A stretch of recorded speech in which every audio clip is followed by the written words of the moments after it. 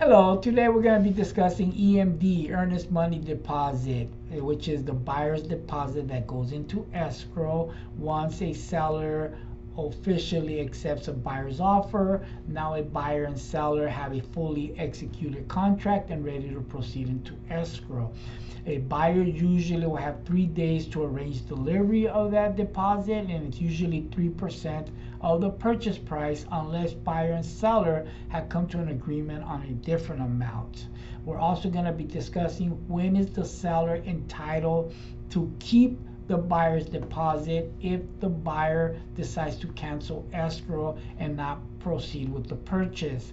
Some sellers are under the impression that they are automatically entitled to request to keep the buyer's deposit if they cancel escrow, and that's not quite true. And as your local realtor here in Santa Clarita Valley and San Fernando Valley, I love to educate, I love to explain the process of buying and selling real estate, and I love to answer questions. Therefore, I decided to do this video so I can explain briefly when is the seller entitled to keep the buyer's deposit if escrow is canceled. So let's dive in.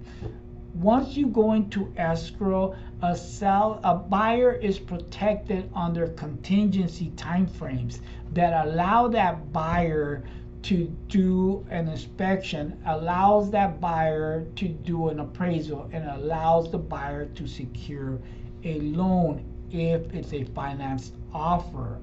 The only time the seller is allowed to request to keep the buyer's deposit is if the buyer has removed in writing all contingencies.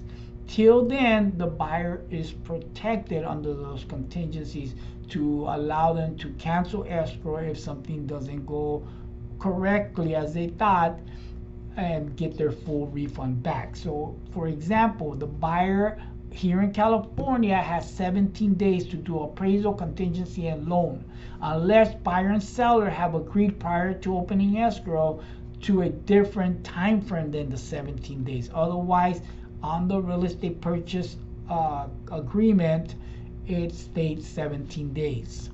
So during those 17 days, the buyer will do their appraisal, will do their inspection, and secure the loan. If for whatever reason something goes wrong with the inspection and buyer and seller can't come to an agreement to resolve that issue, the buyer can cancel escrow, or the appraised value doesn't come to purchase price and buyer and seller can come to an agreement on a new purchase price, the buyer can cancel escrow. Or for whatever reason the buyer cannot secure the loan during those 17 days, the buyer can cancel escrow and get their full deposit back. Again, the only time the seller can request to keep the buyer's deposit is if and when the buyer has removed in writing all contingencies. I hope this video is useful and has answered some of your questions. There's a lot more that takes place that I don't have time to do here on this video, otherwise my video is going to be longer than it is.